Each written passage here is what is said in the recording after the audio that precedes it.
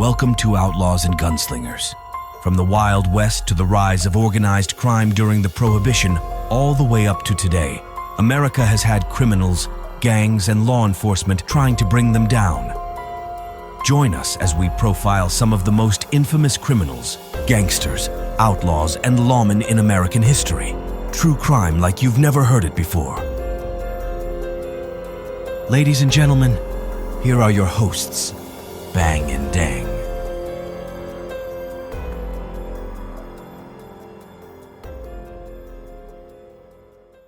Welcome back to Outlaws Gunslingers with your host Bang and Dang, and we made it to another serial killer edition. This time, we're actually doing something you guys know. Everybody's heard of old John Wayne Gacy, you know, the old killer clown they all called him. Responsible for at least 33 young men and boys in Norwood Park Township near Chicago. Obviously known as a killer clown because he was a clown in more ways than one. He committed all of his known murders inside his ranch-style house. Typically, he would lure a victim to his home and dupe them into donning handcuffs on the pretext that demonstrated a magic trick.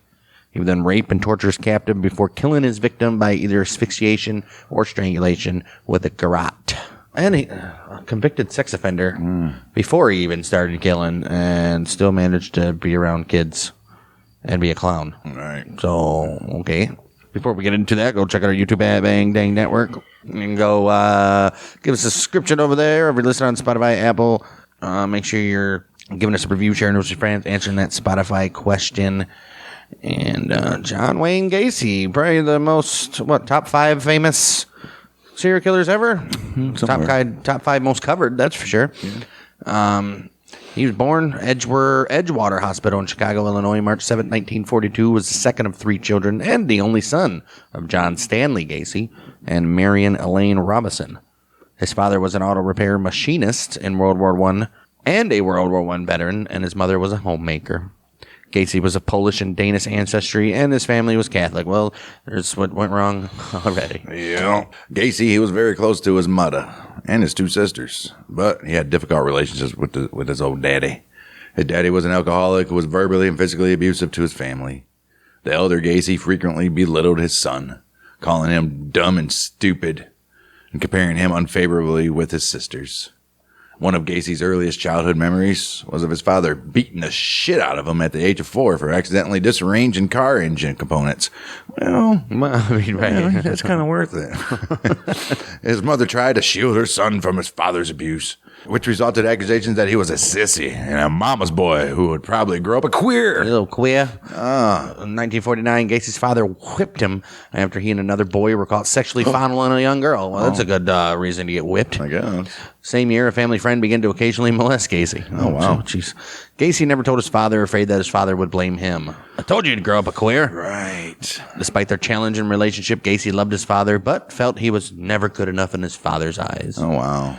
Gacy was an overweight and unathletic child. Because of a heart condition, he was told to avoid sports. Oh, wow. Had a hole in his heart.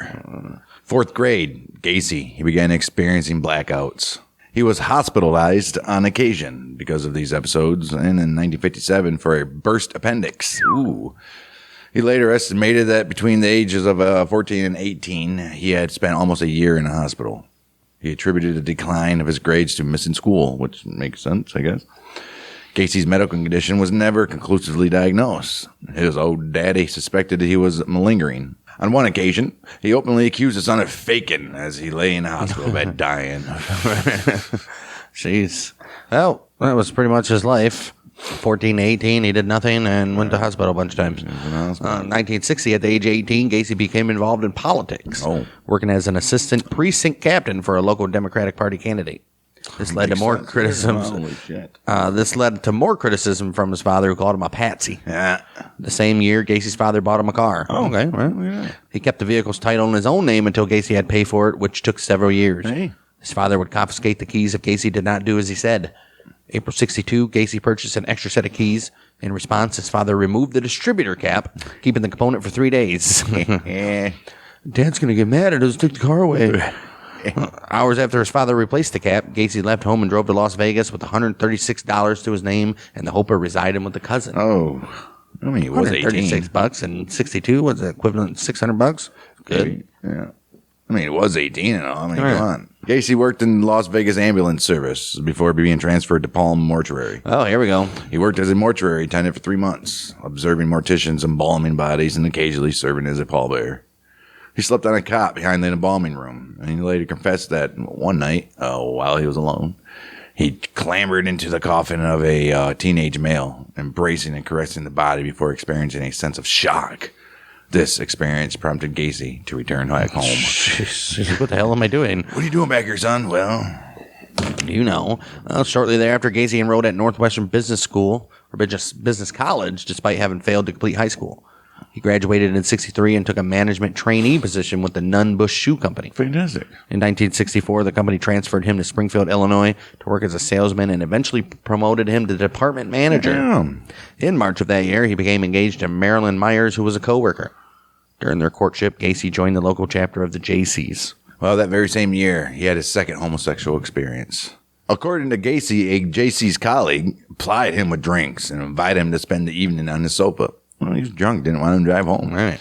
The colleague then performed oral sex on him while he was drunk. Well, I mean, they were drinking. By 1965, Gacy had risen to the position of, okay, I guess that's the end of that story, yeah? I mean, that's the second homosexual experience. By 1965, Gacy, he'd risen to the position of vice president of the Springfield Jaycees, and he was named the third most outstanding Jaycee in Illinois. Oh, wow. Fantastic. Well, Gacy and Myers married September 1964. Marilyn's father subsequently purchased 3 Kentucky Fried Chicken restaurants in Waterloo, Iowa. Fantastic. The couple moved there so Gacy could manage the restaurants with the understanding that they would move into Marilyn's parents' former home. Oh, shit. The offer was lucrative. Gacy would receive $15,000 per year, which is the equivalent of about $153,000 as of now. Damn right. Jeez. Plus a share of the restaurant's profits. Fantastic. Gacy opened up a club, quote unquote, in his basement where the employees could drink alcohol and play pool. That's fantastic. We know he's going to do that. All right. Although Gacy, he employed teenagers of both sexes. He socialized only with the males. Gacy gave many of them alcohol before he made sexual advances. If they rebuffed him, he would claim his advances were jokes or a test of morals. Gacy's wife gave birth to a son in February of 1966 and a daughter in March of 1967. Gacy later described this period of his life as perfect. He had finally earned his father's approval. Oh. When Gacy's parents visited in July of 1966, his father privately apologized for the abuse he had inflicted before happily saying, "Son, I was wrong about you," No, you weren't. as he shook Gacy's hand. No, you weren't, bud. Don't, not so fast. Right. So in Waterloo, Gacy joined the local Jaycees chapter, regularly offering extended hours to the organization in addition to the 12 and 14-hour days he worked managing the restaurant. Damn, this dude. At meetings, Gacy often provided fried chicken and insisted on being called Colonel. If he didn't, then... Hey, I'm the Colonel. Right. He and the other Waterloo Jaycees were also deeply involved in drug abuse, pornography, prostitution, and wife swapping. Makes sense. The fuck is this Jaycees organization? Makes sense. Although Gacy was considered ambitious and a braggart, the Jaycees held him in high regard for his fundraising work. In 1967, he was named Outstanding Vice President of the Waterloo Jaycees and served on the board of directors. Jeez, dude. Look at this guy. Good for him if he could just stay clean. All right, well. August 1967, Gacy sexually assaulted 15-year-old Donald Voorhees Jr. Some accounts had this kid as like a something Miller. I don't know if that was before the official records came out and they were keeping the guy's name a secret or something, but Because he was youngin'. But yeah, it's definitely Donald Voorhees. Right. His daddy's name was Donald Edwin Voorhees, a local politician and fellow Jaycee himself. Gacy, he lured Voorhees to his house with the promise of showing him heterosexual stag films regularly played at Jaycee's events. He's like, "You like these? Come check out what I got." There another guy we covered that killed somebody named Voorhees? Yes, I swear there was. I think so. Something like that. Gacy plied Voorhees with alcohol, allowed him to watch a stag movie, and then persuaded him to engage in mutual oral sex. He added that you have to have sex with a man before you start having sex with a woman. Okay. Over the following months, Gacy abused several other youths, including one of whom he encouraged to have sex with his own wife before blackmailing him into performing oral sex on him. What? Jeez. Gacy also tricked several teenagers into believing he was commissioned to conduct homosexual experiments for scientific research, and he paid them $50 each. March of 1968, Voorhees told his father that Gacy had sexually assaulted him. Voorhees Sr. immediately informed the police, who arrested Gacy and charged him with performing oral sodomy on Voorhees and the attempted assault of 16-year-old Edward Lynch as well. Gacy vehemently denied the charges and demanded to take a polygraph test. The results of these tests were indicative of deception. Yeah, but you can't use that. Right. Well, I don't know. In the 60s, were you able to? Maybe. Probably. Gacy, he publicly denied any wrongdoing and insisted the charges were politically motivated. Voorhees Sr. had opposed Gacy's nomination for appointment as president of the Iowa Jaycees. Several fellow Jaycees found Gacy's story credible and rallied to support it. However, on the 10th of May, 1968, Gacy indicted on sodomy charge. Gacy, on August 30th of 68, promised one of his employees, 18-year-old Russell Schroeder, $300 if he physically assaulted Voorhees in an effort to discourage the boy from testifying in court. Ooh. Schroeder lured Voorhees to an isolated park, sprayed mace in his eyes, then beat him. Oh, shit. Voorhees escaped and reported Schroeder's actions to police. That didn't work out, did it, bud? Schroeder was arrested the next day, initially denying involvement. He soon confessed to assaulting Voorhees, indicating he had done so at Gacy's request. Oh. Police arrested Gacy and charged him with hiring Schroeder to assault and intimidate Voorhees. Come on, guy. Holy shit. At least hire somebody that's not in the Jaycees that Right. Voorhees wouldn't have been recognized. 12th of September, 1968, Gacy ordered to undergo a psychiatric evaluation at the psychiatric hospital of the University of Iowa. 2 doctors concluded he had an antisocial personality disorder, the clinical term for sociopathy and psychopathy. He was unlikely to benefit from treatment, and that his behavior pattern was likely to bring him to repeated offenses. Yeah, he was like, dude, you got to get him locked up somewhere. Straitjacket, I don't care, right? Doctors concluded Gacy was mentally competent to stand trial. I'm sure he was mentally competent, but he's a danger to society, man. He's a fucking psycho. Right. November 7th, 1968, Gacy pleaded guilty to one count of sodomy in relation to Voorhees, but not guilty to the charges related to the other use. Oh. He claimed Voorhees had offered himself to him and that he had acted out of curiosity. His story was not believed. Gacy was convicted of sodomy on December 3rd and sentenced to 10 years imprisonment to be served at the Anamosa State Penitentiary. That same day, Gacy's wife petitioned for divorce, requesting she be awarded the couple's home and property, sole custody of their 2 children, and alimony. Wait till he got sentenced and filed for divorce. But again, it's the For divorce? Again, it's the 60s. Divorce was probably like complicated Right. as fuck. They're back like, then.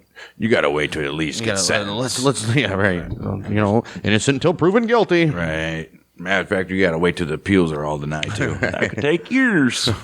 Right. The court ruled in her favor, and the divorce finalized 18th September, 1969.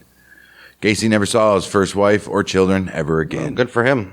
During his incarceration, Gacy rapidly acquired a reputation as a model prisoner. Within months of his arrival, he had risen to the position of head cook. Oh shit! He also joined. Next week I'll be on fries. Right. He also joined the inmate Gacy chapter. Oh shit, these guys are everywhere. Jaycees are just holy shit. Wow, and it increased his membership from 50 to 650 men in less than Damn. 18 months. Holy fuck! Yeah. He's like, I'll suck every one of your dicks. Right. And then you can suck mine. Maybe.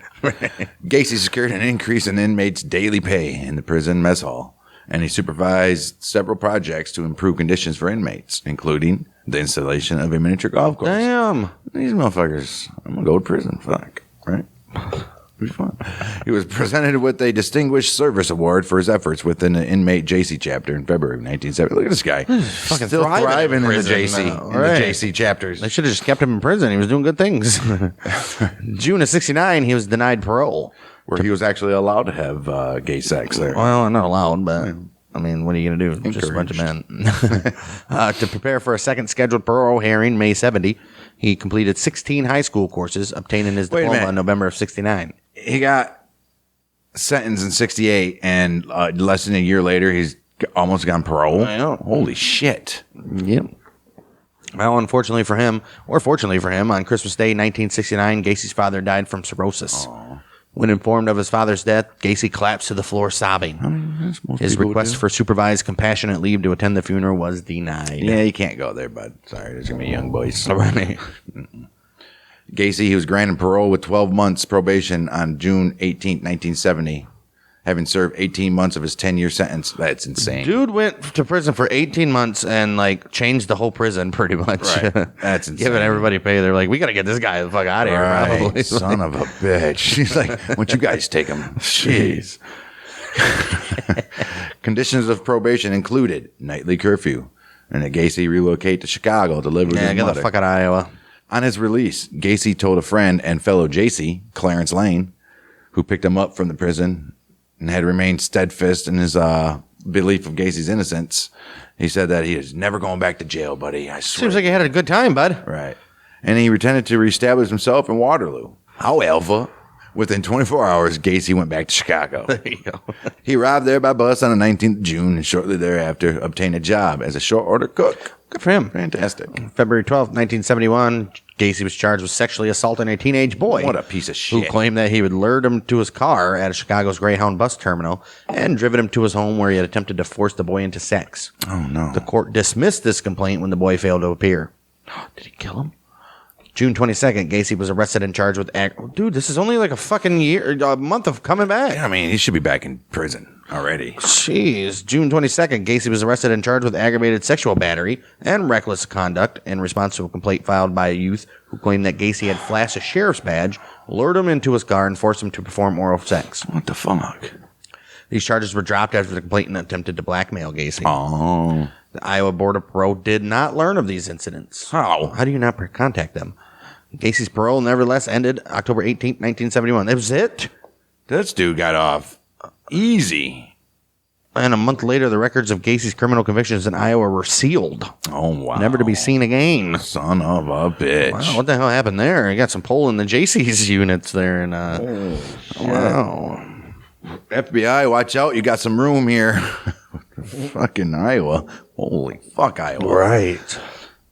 With financial assistance from his mother, Gacy, he bought a ranch-style house, 8213 West Summerdale Avenue, in an unincorporated Norwood Park Township in Illinois, part of the metropolitan of Chicago. He lived there until his arrest in December 1978. According to Gacy, he committed all his murders there. He was active in his local community, as usual, helpful towards neighbors, just a fun guy. He willingly loaned his... How is he not required to register as like a sex offender and shit, even though he's... Oh, my goodness. Insane. The neighbor said, hey, if I needed a power tool, I'd just go, hey, John, you got a circular saw? He said, I sure do, buddy, and he handed it over. Also, he plowed snow for the neighborhood, and he did that for free of charge. Just going around. Like a good neighbor, Gacy is there. Right. You might not do a very good job of plowing it, but 1974 to 1978, he hosted themed annual summer parties. Oh, this guy. These events were attended by up to 400 people, including politicians and business associates. Wow, this guy, August of 71, though, shortly after Gacy and his mother moved into the house, he became engaged to Carol Hoff, whom he had briefly dated in high school. Carol and her two young daughters from a previous marriage moved into the house soon after. Fantastic. And they didn't know anything about his past? I guess not. It was sealed. So you don't have to say nothing. No. They were married July 1st, 1972. Gacy's mother moved out of the house shortly before the wedding. I would hope so. You gotta go, Mom. You gotta go. By 1975, Gacy had told his wife that he was bisexual.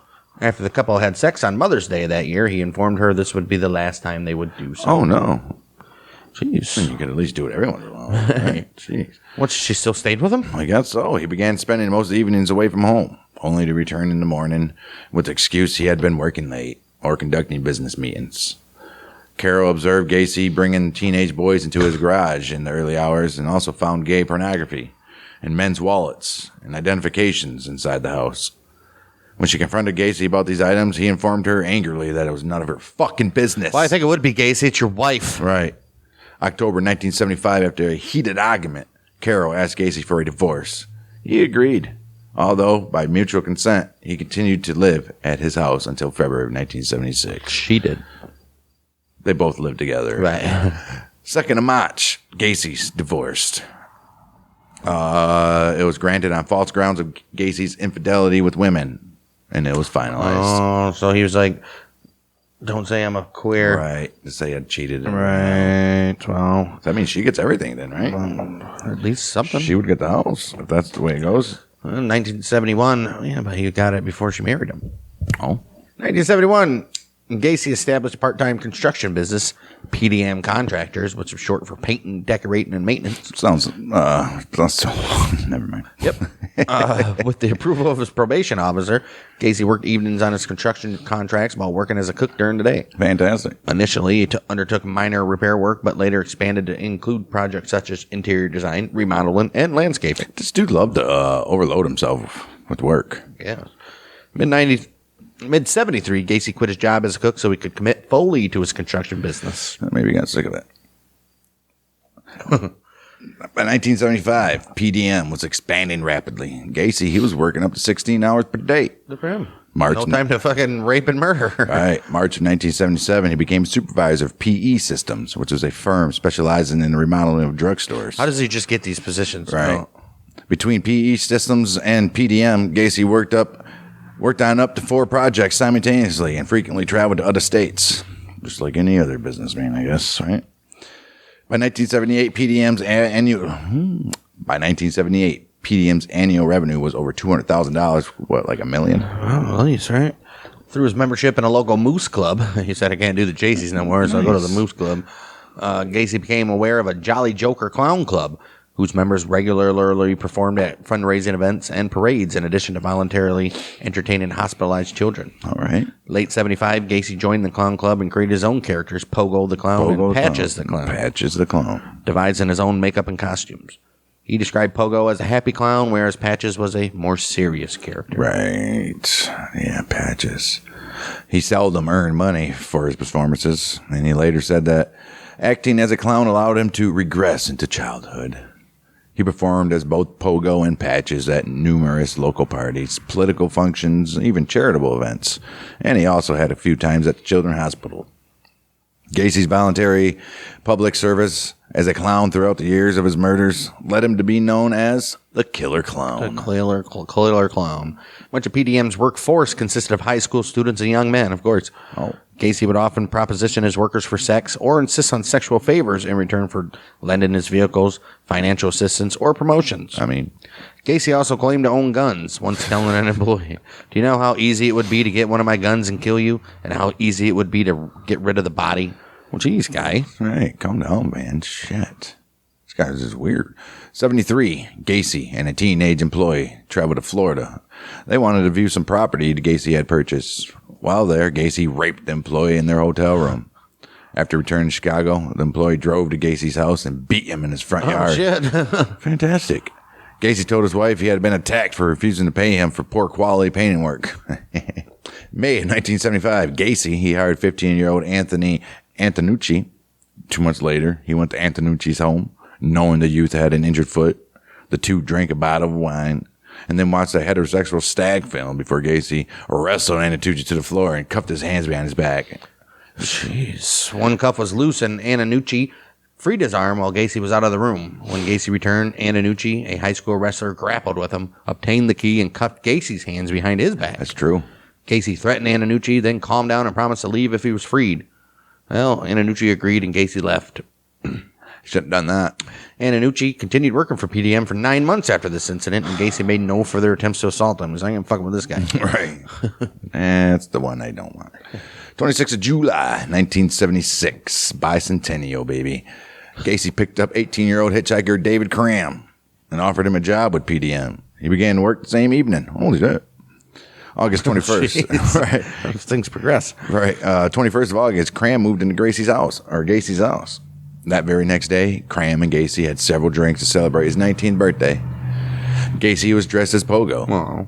Gacy conned Cram into donning handcuffs, his wrists cuffed in front of his body rather than behind. He swung Cram around while holding the chain link in the cuffs. Then he said he intended to rape him. Wow. Cram, he kicked Gacy in the fucking face and he freed himself because he had his hands in front of him. Right. A month later, Gacy appeared at Cram's bedroom door intending to rape him, saying, Dave, you really don't know who I am. Oh, no. Maybe it would be good if you give me what I want. Cram resisted, straddling Gacy, who left the bedroom stating, you ain't no fun. Cram moved out on October 5th and left PDM, although he periodically worked for Gacy over the following 2 years. What the fuck? Shortly afterwards, another employee, 18-year-old Michael Rossi, moved in. What the hell's going on here? Rossi had worked for PDM since May 23rd, 76. He lived with Gacy until April of 77. Rossi sometimes assisted Gacy in clowning at grand openings of businesses. Gacy as Pogo, Rossi as Patches. Oh, really? Fantastic. Yeah. All right. Gacy entered the local Democratic Party politics, initially offering use of his employees to clean party headquarters at no charge. He was rewarded with an invitation to serve on the Norwood Park Township Street Lighting Committee. Oh, wow. Big time. Subsequently earning the title of Precinct Captain. Yeah. Year of 1975, he was appointed director of Chicago's annual Polish Constitution Day Parade. Through his work with the parade, which he would supervise until 1978, Gacy met and was photographed with First Lady Rosalind Carter, wearing an S pen indicating a person given special clearance. Damn. The event later became an embarrassment to the United States Secret Service. Well, how are they going to know? Right. I mean, right. They didn't figure out his shit from Iowa or nothing, dude? Right. I mean, come on. I mean, it's a Democrat party. Right. Gacy murdered at least 33 young men and boys, 26 of whom he buried in the crawl space of his house. Oh, shit. His victims included people he knew and random individuals lured from Chicago's Greyhound bus station, Bughouse Square, or off the streets with the promise of a job with PDM, an offer of a drink and or drugs or money for sex. Oh, wow. Some victims were grabbed by force. Others were conned into believing Gacy was a policeman because Gacy apparently often carried a sheriff's badge and had spotlights on his black Oldsmobile. That's illegal. Okay. Gacy usually lured the lone victim to his house, although on more than one occasion, Gacy had what he called doubles, 2 killed in the same Look evening. at that shit. Look at this guy. Multitasker. Jeez. This dude's fucked up. Obviously. Right. It reminds me almost a lot of the Dean Coral. Kind of. Same kind of things. That's true. Inside of Gacy's home, his usual modus operandi was to ply a youth with drink, drugs, or generally gain his trust. He would then produce a pair of handcuffs to show a magic trick. Same thing that Coral would do. Like, hey, see if you can get out of these handcuffs. Right. Sometimes as part of the clowning routine, he was like, check out my new routine, man. He typically handcuffed his own hands behind his back, and then he secret released himself with a hidden key. He then offered to show his intended victim the trick. With his victim restrained, Gacy proceeded with rape and torture. He goes, yeah, you like this trick. He frequently Now you see it, now you don't. Right. Now you feel it, now you don't. He frequently began by sitting on or straddling his victim's chest before forcing the victim to fillet him. Jeez. Why don't they just bite his dick off? Right.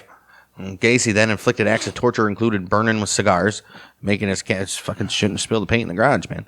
Making his captive imitate a horse as he sat on their back and pulled on a makeshift reins around their necks, and violation with foreign objects such as dildos and prescription bottles after he sodomized his captive. Oh.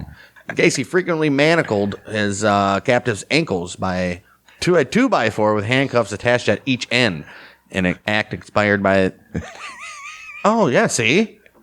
I told you. An act inspired by the Houston mass murders. Right, makes sense. Yeah. He also taunted many victims throughout their abuse and was known to have partly drowned several in the bathtub before repeatedly reviving them. Oh. Yeah, see, I told you. It sounded exactly like what that fucking weirdos would do. Well, Gacy typically murdered his victims by placing a rope tourniquet around their neck and progressively tighten it with a hammer handle. Ooh. It's kind of like the old school where they do it in your brain or around your neck, I think it is. Is it around your neck with the metal and it like just squeezes your head off or something? Or is it breaks your spinal cord or some shit? I don't know. Forget what it's called. Anyhow, he referred to this as the rope trick, and he was frequently informing his victim, this is the last trick. Occasionally, the victim convulsed for an hour or two before dying, although several victims died by asphyxiation from the cloth gag stuffed deep in their throats. Except for his 2 final victims, all were murdered between 3 and 6 a.m. Jeez. Gacy usually stored the victims' corpses under his bed for up to 24 hours before burying them in the crawl space, where he periodically poured quicklime to hasten the decomposition. Okay. Some were taken to his garage and embalmed prior to burial. Oh, so he took what he knew from Vegas, didn't he? Damn right. Gacy's first known murder, January 3rd, 1972. According to Gacy's later account, following a family party the previous evening, he drove to the Civic Center in the Loop in the early morning to view a display of ice sculptures. He then lured 16-year-old Timothy Jack McCoy from Chicago's Greyhound bus terminal into his car. Why is a 16-year-old run away, probably? McCoy was on his way to his father's home in Omaha and informed Gacy that his bus was not due until noon. Gacy took McCoy on a sightseeing tour of Chicago and then drove him to his house with the promise that he could spend the remainder of the night and be driven back to the station in time to catch his bus. Prior to McCoy's identification, he was known as the Greyhound busboy. Gacy claimed he woke early the following morning to find McCoy standing in his bedroom doorway holding a kitchen knife. He jumped from his bed and McCoy raised both arms in a gesture of surrender, accidentally cutting Gacy's forearm. Oh. Gacy disarmed McCoy, banged his head against the bedroom wall, and kicked him against the wardrobe. McCoy kicked Gacy in the stomach, doubling him over. Gacy then grabbed McCoy, wrestled him to the floor, and stabbed him repeatedly in the chest. Oh, shit. You think that actually happened that way? Maybe. Man. Maybe McCoy, there was like a double, like a thing. McCoy had his own intentions, and Gacy had his own. Didn't even realize this. As McCoy lay dying, Gacy claimed he washed the knife in his bathroom, then went to his kitchen, saw the makings of breakfast on the table.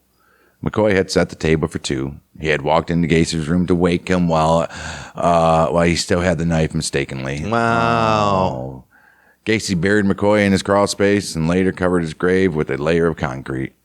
But kind of weirdo, Right. though, gets up and makes breakfast in a fucking stranger's house anyways. Right. And then goes to the bedroom with a freaking butcher's knife. I don't know about that, Gacy. Come on, bud. I don't know if I believe that one. In an interview several years later, after his arrest, Gacy said immediately after killing McCoy, he felt totally drained. Yet he noted that as he stabbed McCoy and listened to the gurgulations and gaspings, he had experienced a mind-numbing orgasm. He added this, "That's when I realized that death was the ultimate thrill." Oh, man. Gacy said he committed murder for the second time around January of 1974. Ooh. This victim remains unidentified. He was strangled and placed in Gacy's closet before burial.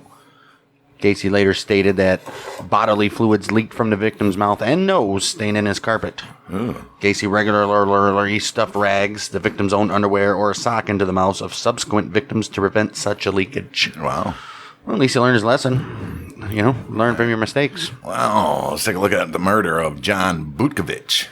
July 31st, 1975. John Butkovich, 18-year-old PDM employee, disappeared. Vanished without a trace. Why would he do his own employees? Like, he would be the first one they come fucking lurking for. It's like the other guy. Right. Butkovich's car, he was later found abandoned with his jacket and his wallet inside and the keys in the ignition. The day before his disappearance, Butkovich had confronted Gacy over outstanding back pay. He said his father called Gacy as well, who claimed he was happy to help search for his son, but was sorry Butkovich had run away. When questioned by the Popo, Gacy said that Butkovich had two friends and arrived at his house demanding the overdue money. But they had reached a compromise and all three had left. Immediately suspicious. Right. Over the following 3 years, Butkovich. Why wasn't he paying him? That's what I like to know. Right, so he can have an excuse to murder him. Over the following 3 years, Butkovich's parents called police more than 100 times, urging them to investigate Gacy further. Gacy later admitted to encountering Butkovich exiting his car, waving to attract his attention. According to Gacy, Butkovich approached him, stating, "I want to talk to you." Gacy invited him into his car, then invited him back to his home, ostensibly to settle the issue of his overdue wages. Why do you need to go home? Right. At his home, Gacy offered Butkovich a drink, then conned him into allowing his wrist to be cuffed behind his back. Holy shit. Wow. What an idiot. These kids. Well, Gacy later confessed to having sat on the kid's chest for a while before he strangled him. Jeez. He stowed Butkovich's body in his garage, intending to bury the body later in the crawl space. When his wife and stepdaughters returned home earlier than expected, Gacy buried Butkovich under the concrete floor of the tool room, which was an extension of his garage, in an empty space where he had intended to dig a drain tile. No drain tile today. In addition to being the year his business expanded, Gacy freely admitted that 1975 was also when he began to increase the frequency of his excursions for sex with young males. Oh, wow. He often referred to these jaunts as cruising. Oh. Cruising for some bruisings. Right. Gacy committed most of his murders between 76 and 78 as he largely lived alone following his divorce. Right. Yeah. I wonder why he got divorced. We know why. What? 'Cause he told his wife he was a Right. homo. Right. Although Gacy remained gregarious and civic-minded, several neighbors noticed behavioral changes after his 1976 divorce. Like, this motherfucker ain't plowing my sidewalks anymore. Right. What the hell? They kept on seeing him have company of young males, hearing his car arrive or depart in the early morning, or seeing headlights in his home, or seeing lights in his home switch on and off in the early hours. Cool. The guy got up in the morning, got a drink, and went back to bed. Right. One neighbor, he later recollected that for several years, a muffled, high-pitched screaming, shouting, and crying had repeatedly awakened her and her son in the early mornings. She identified the sounds as emanating from a house adjacent to theirs on West Summerdale Avenue. Oh, yeah, didn't say nothing to nobody about it. But Right. a month after his divorce was finalized, Gacy abducted and murdered 18-year-old Daryl Sampson. He was last seen alive in Chicago April 6, 1976. Gacy buried him under the dining room with cloth lodged in his throat. Jeez. May 14th, 15-year-old Randall Reffett disappeared shortly after returning home from a dental appointment. Hours after Reffett was last seen by his family, 14-year-old Samuel Stapleton vanished as he walked home from his sister's apartment. Son of a bitch. He and Reffett were close acquaintances. They were buried together in the crawl space, and investigators believe the two were murdered the same evening. Probably, most likely the case. Wow. He's like, I got your friend Randall here. I was, oh, really? Yeah, what are you guys doing? Drinking beer. What? Watching porn. All right. Cool, man. 3rd of June, 1976. Gacy killed 17-year-old Michael Bonin, who disappeared while traveling from Chicago to Waukegan. Gacy strangled Bonin with a ligature and buried him under the spare bedroom. 10 days later, he murdered 16-year-old William Carroll, buried him in a common grave in a crawl space. Carroll seems to have been the first of 4 victims known to have been murdered between June 13th and August 6th, 1976. 3 were between 16 and 17 years old, and one unidentified victim appears to have been an adult. Oh, shit. Oh, maybe they got in the way. In a way, right. Jeez. August 5th, 16-year-old James Hawkinson is last known to have phoned his family, possibly from Gacy's home. Hawkinson died of suffocation. His body was buried in the crawl space beneath 17-year-old Rick Johnston, who was last seen alive on August 6th. Jeez. Gacy is thought to have murdered 2 unidentified males between August and October of 76. And on October 24th, Gacy abducted and killed teenage friends Kenneth Parker and Michael Marino. The 2 were last seen on Clark Street in Chicago. Son of a bitch. Jeez. Wow. 2 days later, 19-year-old construction worker William Bundy disappeared after informing his family he was to attend a party. Well, Bundy died of suffocation. Gacy buried the body beneath his master bedroom. Bundy had apparently worked for Gacy as well. Between November and December of 76, Gacy murdered 21-year-old Francis Alexander. His last contact with his family was a phone call to his mama sometime in November. He was not reported missing as his family believed he had moved to California. Alexander was buried beneath the room Gacy used as his office. He was running out of room. Right, son of a bitch. December of 76, 17-year-old Gregory Godsick disappeared. His girlfriend last saw him outside her house. He had worked for PDM for less than 3 weeks when he disappeared.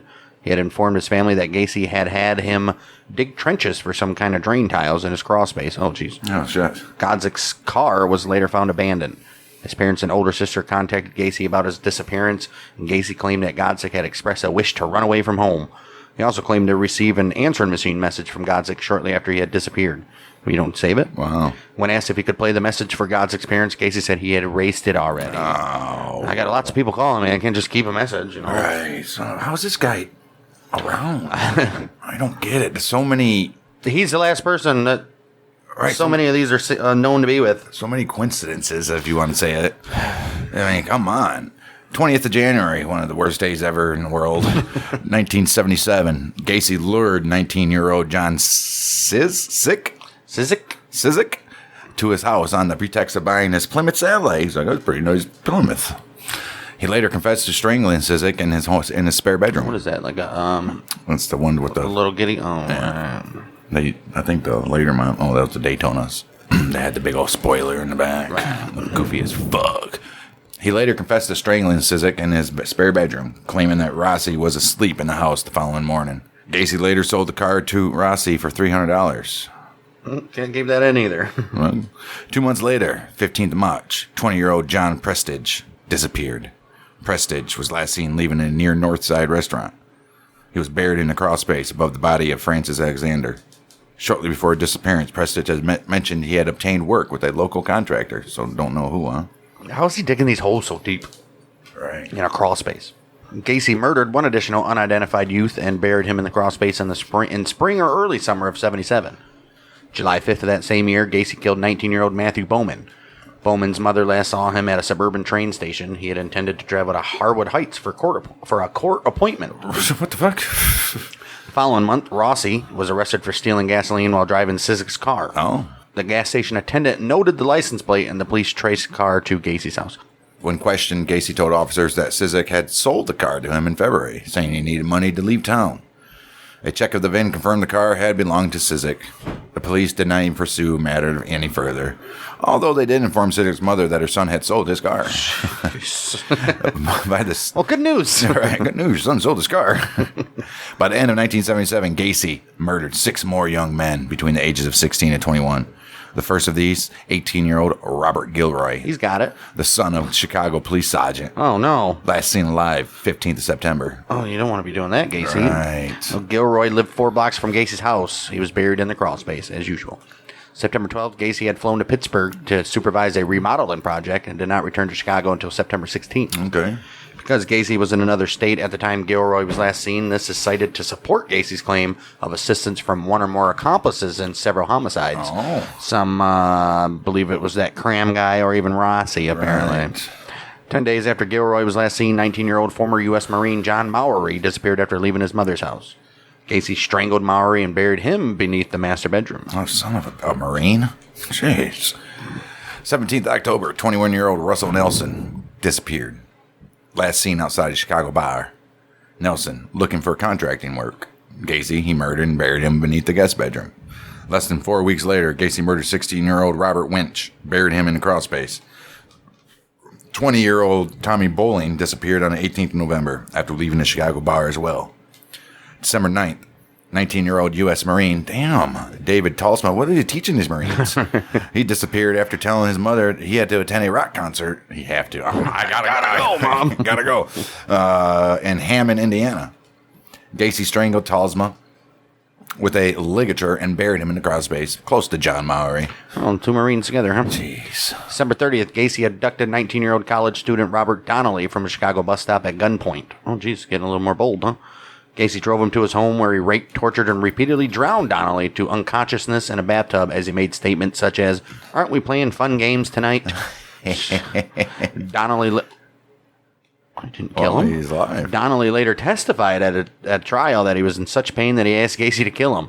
Gacy replied, "I'm getting round to it." Wow. After several hours, Gacy drove Donnelly to his workplace and released him, warning him that if he complained to the police, they would not believe him. What? Why'd he let him go, I wonder? This guy's getting... Wow. Well, Donnelly said, I did report that assault, and the police questioned Gacy on the 6th of January, 1978. He admitted to having had a... Gacy admitted to having had a slave sex relationship with Donnelly, but insisted everything was consensual, adding that he didn't pay the kid the money that he had promised him. The Popo believed him and filed no charges. Dude, these cops are as dumb as... Right, the FBI. the fucking cops from Trailer Park Boys. Yeah. The following month, Gacy killed 19-year-old William Kindred, who disappeared on the 16th of February after telling his fiancée, who knew Gacy, that he was going to a bar. Kindred was the final victim buried in the cross space. Jeez. March 21st, Gacy lured 26-year-old Jeffrey Rignall into his car. Gacy chloroformed him and drove him to his house where his arms and head were restrained in a pillory device affixed to the ceiling and his feet locked into another device. He raped and tortured Rignall with instruments including lit candles and whips and repeatedly chloroformed him into unconsciousness. Gacy then dumped Rignall in Chicago's Lincoln Park unconscious but alive. Now he's leaving these guys alive. What is going on? Rignall managed to stagger to his girlfriend's apartment. Police were informed of the assault but did not investigate Gacy. Rignall was able to recall the Oldsmobile, the Kennedy Expressway, and particular side streets. He and his 2 friends staked out the Cumberland exit of the expressway, and in April, Rignall saw the Oldsmobile, which he and his friends followed to 8213 West Somerdale. Gacy, arrested July 15th. He faced trial for assault and battery against Rignall. By mid-1978, the crawlspace had no room for further bodies. I bet. Well, Gacy later confessed to police that he considered stowing bodies in his attic, but he had been worried about complications arising from leakage. Right. Therefore, he chose to dispose of his victims off the I-55 bridge into the Des Plaines River. Oh, no. Gacy stated he had thrown 5 bodies into this river in 78, one of which he believed had landed on a passing barge. Jeez, only 4 were ever found. Okay, so that barge never found that body? Could have been a trash barge, though. You're fucked. The first known victim thrown from the bridge, 20-year-old Timothy O'Rourke. He was murdered in mid-June after leaving his apartment to purchase cigarettes. That's a classic case. Daddy left for cigarettes and never came back. Shortly before his disappearance, O'Rourke had told his roommate, a contractor on the northwest side, that he had a job offer. 4th of November, Gacy murdered 19-year-old Frank Landigan. He was last seen alive by his daddy walking along Foster Avenue. His naked body was found close to an inlet in the Des Plaines River by 2 duck hunters on the 12th of November. November 24th, 20-year-old James Mazzara disappeared after Thanksgiving dinner with his family. Damn. Mazzara had informed his sister the day before that he was working in construction, and he was last seen walking in the direction of Buckhouse Square. Afternoon, December 11th, 1978, Gacy visited the Nissan Pharmacy in Des Plaines to discuss a potential remodeling deal with the store owner, Phil Torf. While he was within earshot of 15-year-old part-time employee Robert Peast, Gacy mentioned his firm often hired teenage boys at a starting wage of $5 per hour, which is almost double the pay Peast earned at the pharmacy. Oh, look at him setting the trap. You ain't kidding. Shortly after Gacy left, Peast's mother arrived at the store to drive her son home so the family could celebrate her birthday together. Oh, happy birthday, Mom. Thanks, son. Peast asked his mother to wait, adding that some contractor wants to talk to me about a job, making double what I'm making now. Well, go do it, son. Well, don't you know? Do they talk like Wisconsins? No. He left the store about 9 p.m., promising to return shortly. Peast was murdered shortly after 10 p.m. Didn't even wait on time. Damn, murdered shortly after 10 p.m. at Gacy's home. Gacy later stated that at his house, he gave Peast a soft drink before asking whether there was anything he wouldn't do for the right price, to which Peast replied that he did not mind working hard. In response, Gacy stated good money could be earned by hustling, although Peast was dismissive. Gacy then duped Peast into donning the Oh, handcuffs. jeez. Gacy's subsequent statements regarding the events varied, although in one of his initial statements he claimed Peast failed to resist as he removed the boy's trousers. Wow. He also stated that as he placed a rope around Peast's neck, the boy was crying, scared. Oh, I bet. Gacy admitted to having received a phone call from a business acquaintance as Peast lay dying. Oh, son of a bitch. I've got to take this. Wow. When Peast failed to return home, his family filed a missing person report with the Des Plaines police. Torf named Gacy as a contractor Peast had most likely left the store with. Lieutenant Joseph Kozenzak, whose son attended Maine West High School like Peast, chose to investigate Gacy further. There we go. Finally, we get somebody. A check of Gacy's criminal background revealed that he had an outstanding battery charge in Chicago and had been in prison in Iowa for the sodomy of a 15-year-old boy. About fucking time somebody looks into that. Shit. And he's like, all right, look at this. Oh, Kozenzak? Yeah. Kozenzak and 2 Des Plaines officers, the police officers, visited Gacy at his home following the following evening. Gacy indicated that he had asked one of the youths working at the pharmacy, whom he believed to be Peast, whether there were any remodeling materials behind the store. He was adamant, however, that he had not offered Peast a job and had only returned to the pharmacy shortly after 8 p.m. as he had left his appointment book. Gacy promised to come to the station later that evening to make a statement, indicating he was unable to do so at the moment as his uncle had just died. Oh, wow. When questioned as how soon he could come to the police station, he responded, "You guys are very rude. Don't you have any respect for the dead?" This guy. This guy. About 3:20 a.m. What the fuck? He probably just killed somebody, too. Right, 3 o'clock in the morning, huh? 3:20 a.m. Gacy arrived at the Popo station, covered in mud, claiming he had been involved in a car accident. This guy's losing his mind. On return to the police station later that day, Gacy denied any involvement in Peast's disappearance and repeated that he had not offered him a job. Gacy reiterated that he had returned to the pharmacy in response to a phone call from Torf informing him he had left an appointment book at the store. Detectives had already spoken with Torf, who denied even calling Gacy. Oh, jeez. At the request of detectives, Gacy prepared a written statement detailing his movements on December 11th. Well, suspecting Gacy might be holding Peast at his home, Des Plaines police obtained a search warrant December 13th. This search revealed several suspicious items, including several police badges, a starter pistol, a syringe and hypodermic needle, handcuffs, books on homosexuality and pederasty, You just made a list! sexual activity involving a man and a boy or youth, pederasty, pornographic films, capsules of amyl nitrate, a dildo, a 2x4 with 2 holes drilled into each end, bottles of Valium and atropine, several driver's licenses, a blue hooded parka, and underwear too small to fit Gacy. They also found a class ring engraved with the initials JAS. Oh, shit. And a Nissan pharmacy photo receipt in a trash can alongside a 36-inch section of nylon rope. Oh, son of a bitch. I mean, that's enough, right? You would hope. Jeez. The Des Plaines police confiscated Gacy's Oldsmobile and other PDM work vehicles. Surveillance teams consisting of officers Mike Albright and David Hackmeister and Ronald Robinson and Robert Schultz. All right. They monitored Gacy as the investigation continues. So they let this guy out. I guess they have to, right? Following day, investigators received a phone call from Michael Rossi, who informed investigators of Gregory Godzik's disappearance and the fact that another PDM employee, Charles Hatula, had been found drowned in an Illinois river earlier this year. Oh, shit. December 15th, DePlain investigators obtained further details of Gacy's battery charge, learning Jeffrey Rignall had reported that Gacy had lured him into his car, then chloroformed, raped, and tortured him before dumping him in Lincoln Park.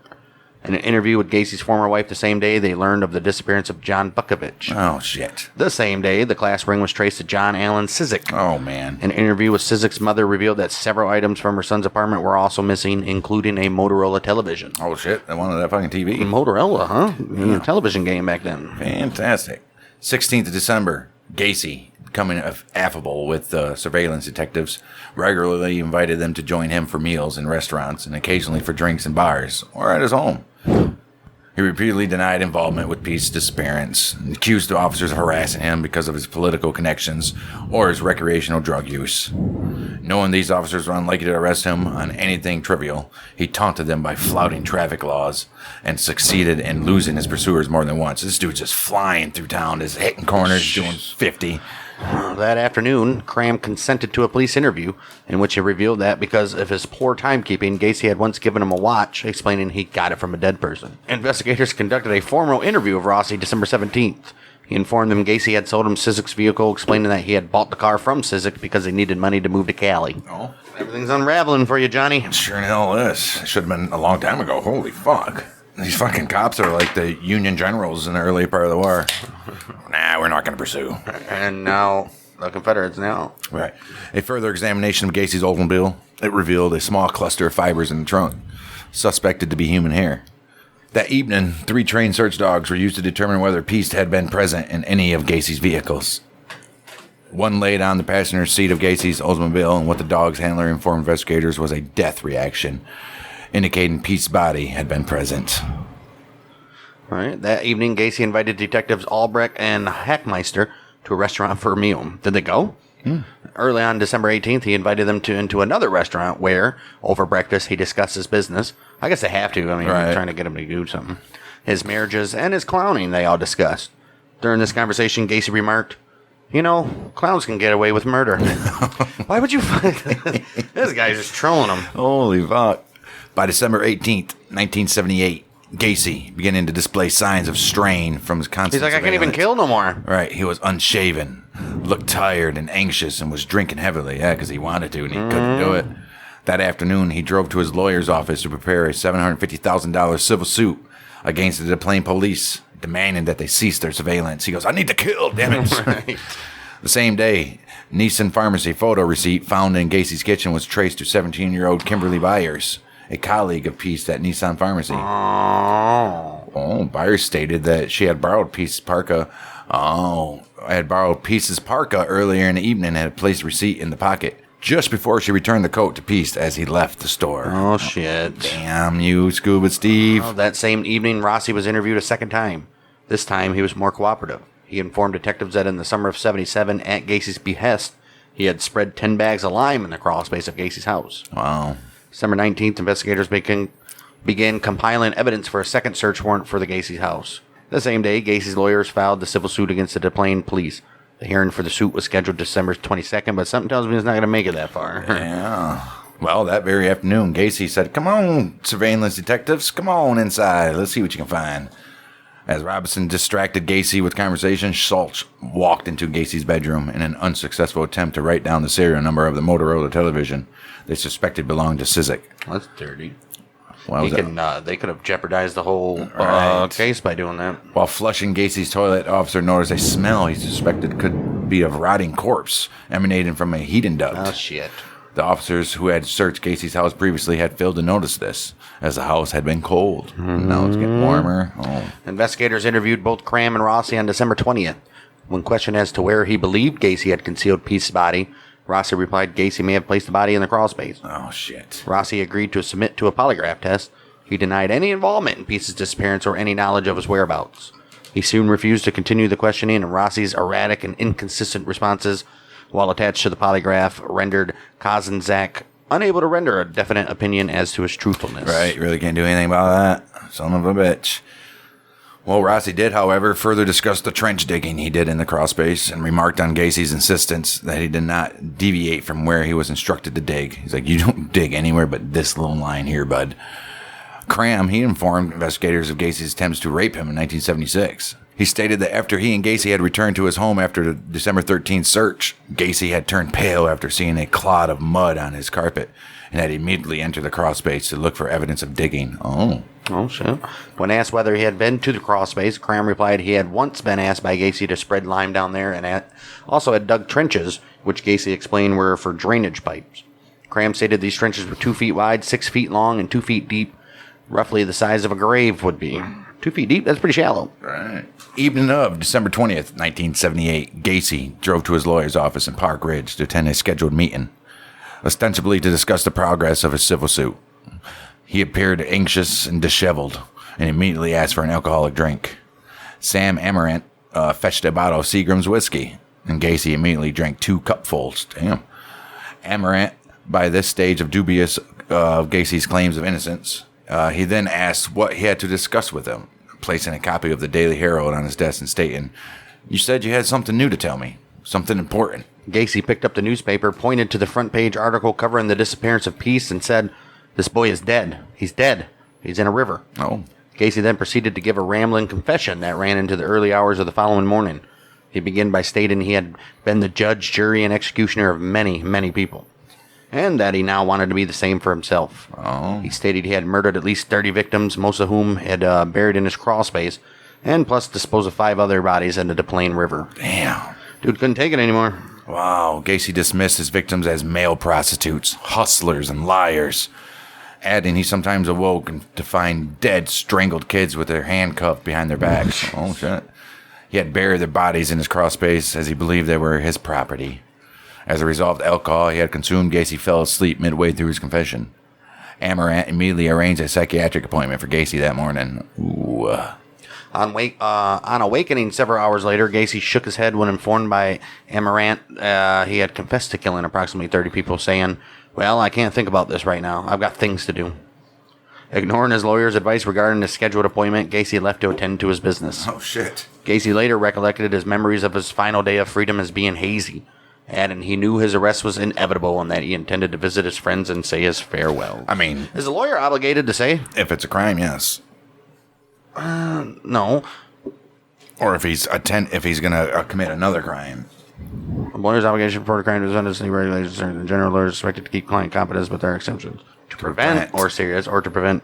Right. That ain't nothing. All he can do is tell the police that it's possible that this guy might do something. That's why he wanted a psychiatric report. Right? I don't think you can. No, sure the fuck can't. But he is kind of required to because this dude's a fucking serial killer, so he's probably about to hurt somebody else. So After leaving his lawyer's office, Gacy drove to a gas station, handed a small bag of cannabis to the attendant, who immediately handed the bag to the surveillance officers, adding that Gacy had told him, "The end is coming for me. These guys are going to kill me." Gacy then drove to the home of a fellow contractor and friend, Ronald Rode. Gacy hugged Rode before bursting into tears, saying, "I've been a bad boy. I killed 30 people, give or take a few." just admitted it to everybody now. Holy shit. Well, Gacy left Road and drove to Cram's house to meet with Cram and Rossi. Their surveillance officers noted he was holding a rosary to his chin, praying while he drove along the expressway. After talking with Cram and Rossi, Gacy had Cram drive him to a scheduled legal meeting. Cram informed the surveillance officers that Gacy had told him and Rossi that he had confessed to over 30 murders with his lawyers the previous evening. Oh, fuck. Gacy then had Cram drive him to Maryhill Cemetery where his father was buried. All along, these cops are watching this. All along. Wow. As Gacy drove to various locations that morning, the Popo outlined a formal draft of their second search warrant, specifically to search for Peace's body in the crawl space. On hearing from the surveillance detectives that, in light of his erratic behavior, Gacy might be about to commit suicide, the Popo decided to arrest him on a charge of possession and distribution of cannabis in order to hold him in custody. As a formal request for a second search warrant was presented. About 4:30 p.m., 21st of December, the eve of the hearing of Gacy's civil suit, a second search warrant was granted. After the Popo informed Gacy of their intentions to search his crawl space for the body of Peace, Gacy denied the teenager was buried there, But he said, guess what, guys? I killed in self-defense a young man whose body was buried under his garage. Oh, shit. Jeez. Armed with the signed search warrant, police and evidence technicians drove to Gacy's home. They found Gacy had unplugged his sump pump, flooding the crawl space with water. They replaced the plug and waited for the water to drain. Evidence technician Daniel Genty then entered the 28 by 38 foot crawl space, crawled to the southwest area, and began digging. Within minutes, he uncovered putrefied flesh and a human arm bone. Jeez. Genty, he shouted to the investigators that he could charge Gacy with murder, adding, "I think this place is full of kids." A police photographer uncovered a patella in the northeast corner. The two began digging in the southeast corner, uncovering 2 lower leg bones. The victims were too decomposed to be pieced. Mm-hmm. As the body in the northeast corner was unearthed, a crime scene technician discovered the skull of a second victim alongside this body. Later excavations of the feet of the second victim revealed a further skull beneath that body. Because of this, technicians returned to the trench where the first body was unearthed, discovering the rib cage of a fourth victim, confirming the scale of the murders. They said, "We're going to be here for a while, boys." Damn right you are. Son of a bitch. After being informed that the police had found human remains in his crawl space and that he would now face murder charges, Gacy told officers he wanted to clear the air. You got no choice now. Early morning hours, December 22nd, and his presence of his lawyers. He's like, "So can this civil case still go on?" Or Right. Gacy provided a formal statement in which he confessed to murdering approximately 30 young males, all of whom he claimed had entered his house willingly. Kind of did, except for the one at gunpoint, I would assume. Well, some victims were referred to by name, but Gacy claimed not to know or remember most of the names. Probably not. He claimed all were teenage male runaways or male prostitutes, the majority of whom he had buried in his crawl space. Gacy then claimed to have dug only 5 of the graves in this location and had his employees, including Godsick, dig the remaining trenches so that he would have graves available. Smart guy, huh? I'm not doing this shit. Right. When shown a driver's license issued to a Robert Haston, which had been found on his property, Gacy claimed not to know him, but admitted that this license had been in the possession of one of his victims. January 79, he had planned to conceal the corpses even further by covering the entire crawl space with concrete. Didn't get to it fast enough, buddy. Right, jeez. When questioned specifically about Peace, Gacy confessed to luring him to his house, strangling him on the 11th of December. He also admitted to having slept alongside Peace's body that evening before disposing the corpse in the Plain River early hours of the 13th of December. You think that was a way of, like, all the other ones are buried with him? Right. So he kind of wanted to say goodbye before he threw him in the river? One last night. Right. On his way to the police station, he had been in a minor traffic accident after disposing of Peace. Oh, so that wasn't a lie then, huh? All right. His vehicle had slid off an ice-covered road and had to be towed free. Oh, so he was right. Accompanied by police, his lawyers, and his older sister, Gacy was driven to the I-55 bridge on December 23rd to pinpoint the precise spot where he confessed to have thrown the body of Peace and 4 other victims into the river. He was then taken to his house and instructed to mark his garage floor with orange spray paint to show where he had buried the individual he supposedly killed in self-defense, whom he named as John Butkovich. Oh. To assist his officers in their search, Gacy drew a rough diagram of his basement to indicate where their bodies were buried. 26 bodies were unearthed from Gary. So is it a fucking basement or a crawl space? All right, 26 bodies were unearthed from Gacy's crawl space over the next week. 3 others were also unearthed elsewhere on his property, as the flooring and walls of the property were dismantled. Additional evidence, including identification cards and further deviant sex books, were discovered. This guy is a freak. All right, Gacy was brought to trial February 6, 1980, charged with 33 murders. He was then tried in Cook County, Illinois, before Judge Louis Garippo.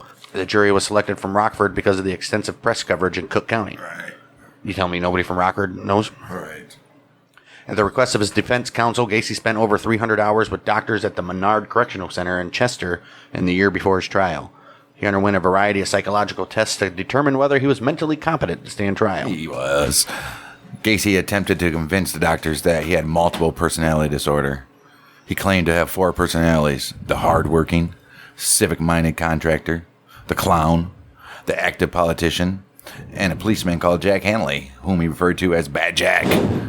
When Gacy had confessed to the Popo, he claimed to be relaying the crimes of Jack, who detested homosexuality and viewed male prostitutions as weak, stupid, and degraded scum.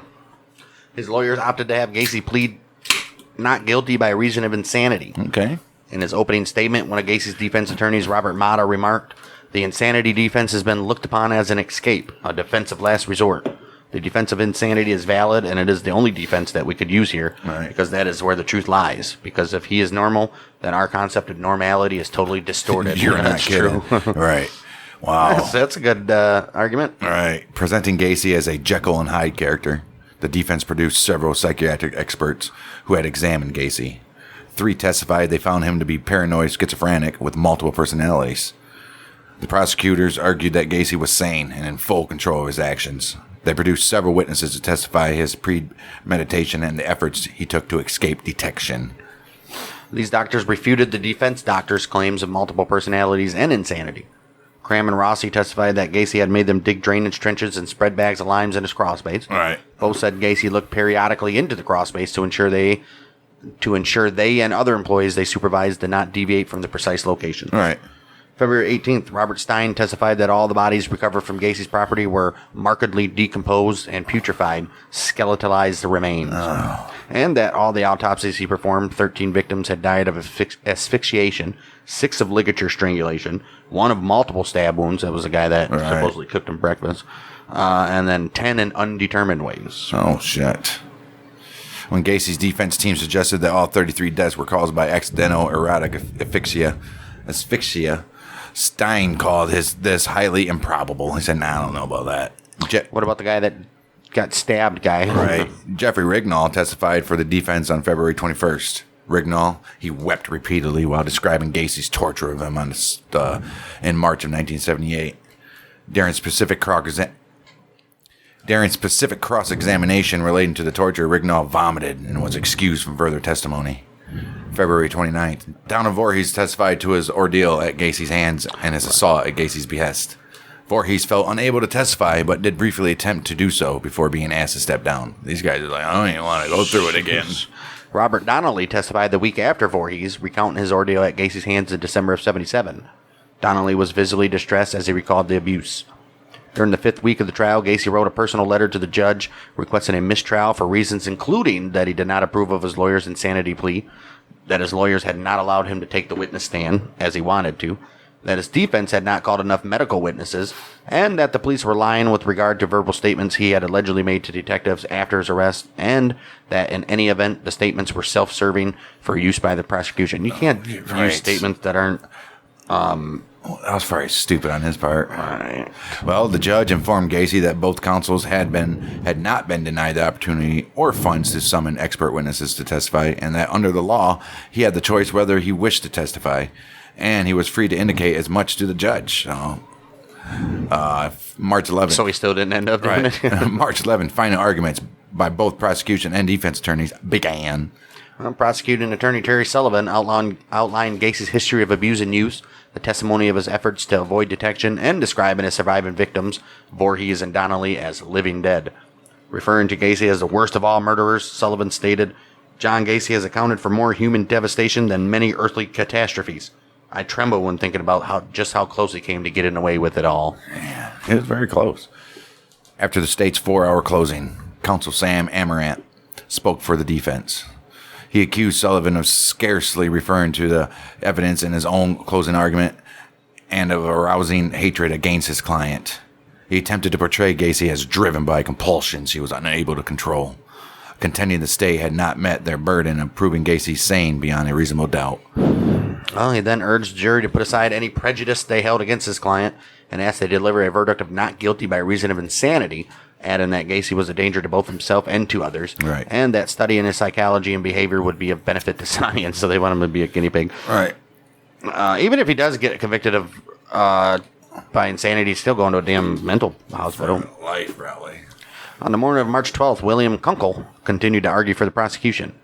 Kunkel referred to the defense's contention of insanity as a sham, arguing that the facts of the case demonstrated Gacy's ability to think logically and control his actions. Wow, okay. Well, Kunkel also referred to the testimony of one of the doctors who had examined Gacy in 1968 and had concluded he was an antisocial personality, stating that he had the recommendations of his doctor had been heeded, Gacy would not have been freed. At the close of his argument, Kunkel removed photos of Gacy's 22 identified victims from a display board and asked the jury not to show sympathy, but to show justice. The jury deliberated for 1 hour and 50 minutes. That's it. I mean, that's all. I mean, that's too much. Right. Yeah, Gacy was indeed found guilty of 33 murders. And he was also found guilty of sexual assault and taking indecent liberties with a child, both in reference to Robert Peast. At the time, his conviction for 33 murders was the most for any person in the United States in history. Surpassing Dean Corll. In the sentencing phase of the trial, the jury deliberated for more than 2 hours before sentencing Gacy to death for each murder committed after the Illinois statute on capital punishment came into effect June 77. His execution was set for June 2nd, 1980. We're doing that shit quick. All right. Get this motherfucker out of here. He ain't kidding. Being sentenced, Gacy was transferred to the Menard Correctional Facility, where he remained on death row for 14 years. He probably appealed. And all that shit. Isolated in his prison cell, Gacy began to paint. He drew inspiration for a wide range of sources of his artwork, depicting subjects as diverse as clowns, including himself as Pogo or Patches. He painted Christ. He painted birds. He painted skulls. He even painted his own home. And he painted John Dillinger. Right, well, why not, right? Gacy's paintings have been displayed at exhibitions and sold at auctions. Bullshit. Fuck that.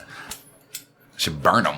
Isn't that crazy that the dude that helped Dean Corll started painting in prison and had like an exhibition too? So it's like repeats. It's insanity that they give him this platform. Gacy, celebrities and shit was buying his paintings, dude. Fucking weird. Before his trial, Gacy initiated contact with journalist Russ Ewing, to whom he granted numerous interviews between 79 and 81. Ewing later collaborated with author Tim Cahill to publish the book Buried Dreams. The information Gacy divulged to Ewing regarding the circumstances of his first murder would prove instrumental in establishing the identity of his first victim. Oh, so they don't even know who that is yet. Shit. 15th February, 1983. Henry Brisbane, a fellow death row inmate known as the I-57 killer, stabbed Gacy in the arm with a sharpened wire. He received treatment in the prison hospital. After his incarceration, Gacy read law books and filed voluminous motion and appeals. Although he did not prevail in any of them, his appeals related to issues such as the validity of the search warrant, the validity of the first search warrant granted to the Des Moines police on December 13, 1978. Or Des Plaines. His appeals related to issues such as the validity of the first search warrant granted to the Des Plaines Police Department on December 13, 1978, and also his objection to his lawyer's insanity plea defense. Okay. Gacy contended that although he had some knowledge of 5 of the murders, which he said were of McCoy, Butkovich, Godsick, Sizik, and Peast, the other 28 murders had been committed by employees who had keys to his house. Oh, now he's saying this while he was away on business trip. Come on.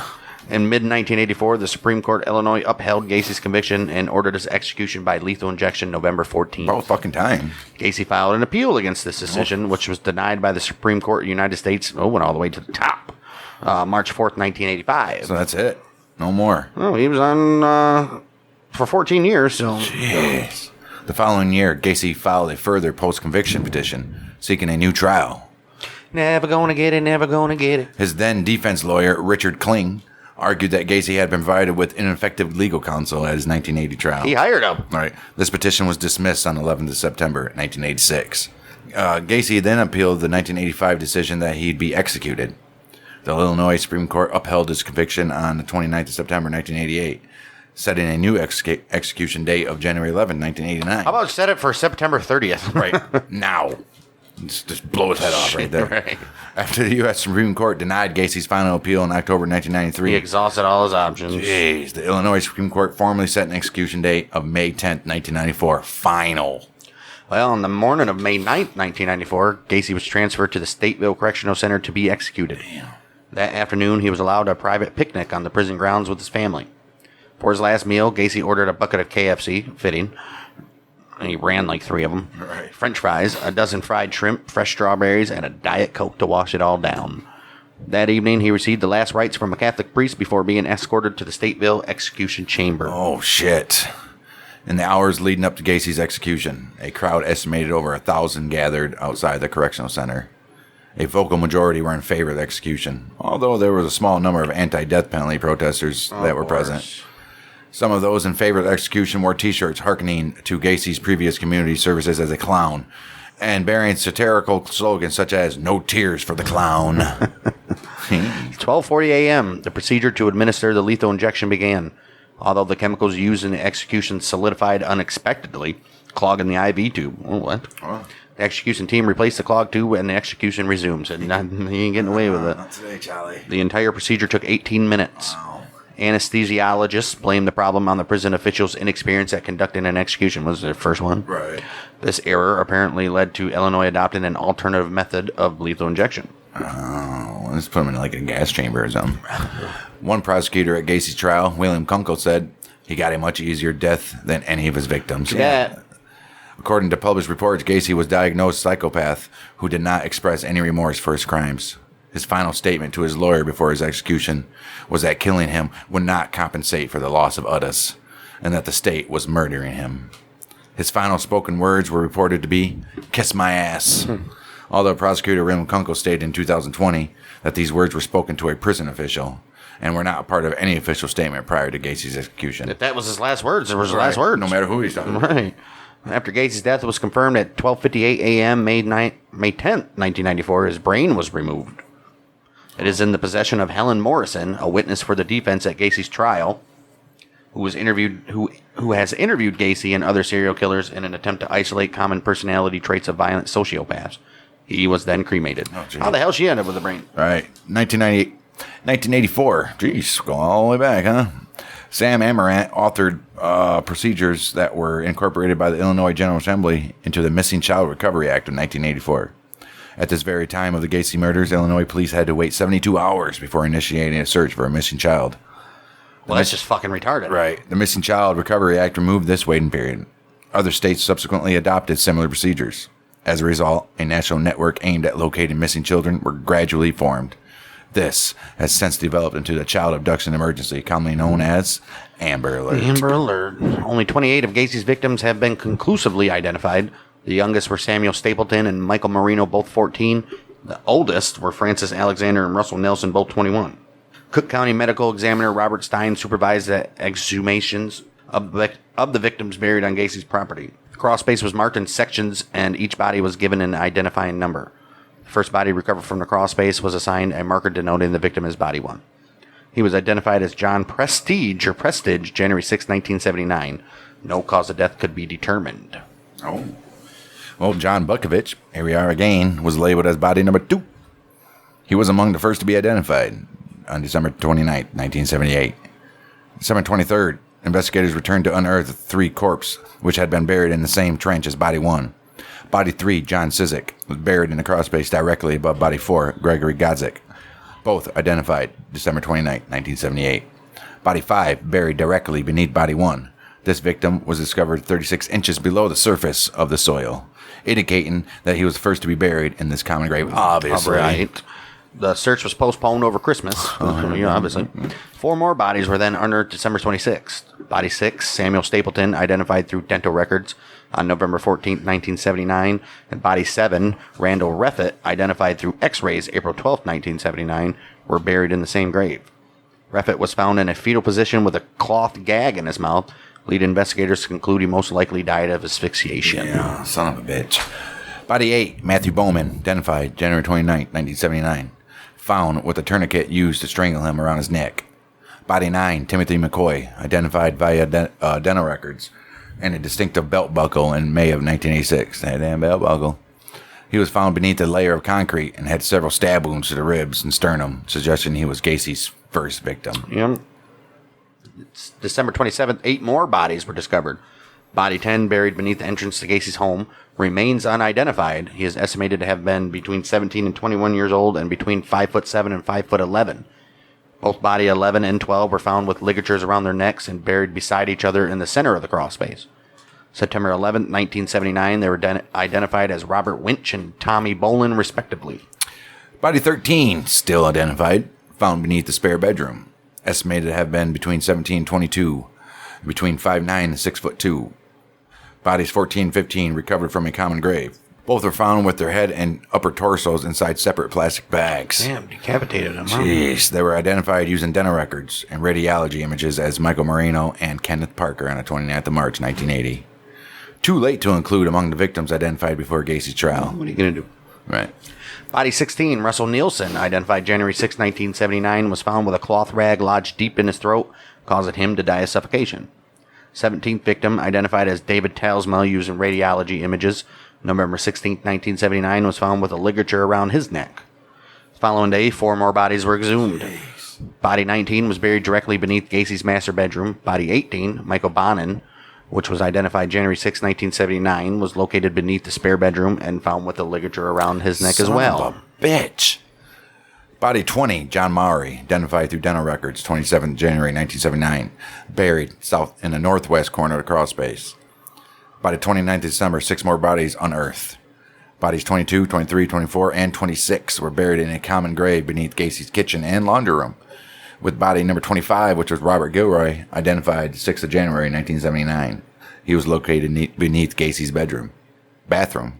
Body number 26, still unidentified, was estimated to have been between 23 and 30 years old and approximately 5'4".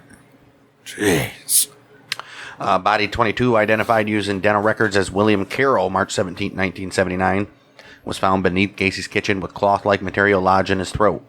2 socks were recovered from the pelvic region. Oh, wow. He was buried directly beneath body 21, recovered the previous day. This victim, who remains unidentified, is estimated to have been between the ages of 15 and 24 and approximately 10 feet, and approximately 5'10". Dang. Son of a bitch. The bones of victims 23, identified as Rick Johnston. That happened on the 1st of January 1979, and body number 24 were commingled. Cloth was found inside the mouth of bodies 24 and 26.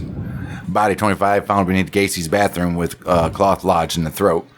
The final victim recovered from the crawl space, William Kindred, identified 16th of May 1979, also found beneath the bathroom with cloth lodged deep in his throat. How big is that fucking bathroom? Right. Operations were suspended due to the Chicago blizzard of 1979. Oh shit, damn blizzard. Right, but resumed in March despite Gacy's insistence that all buried victims had been found.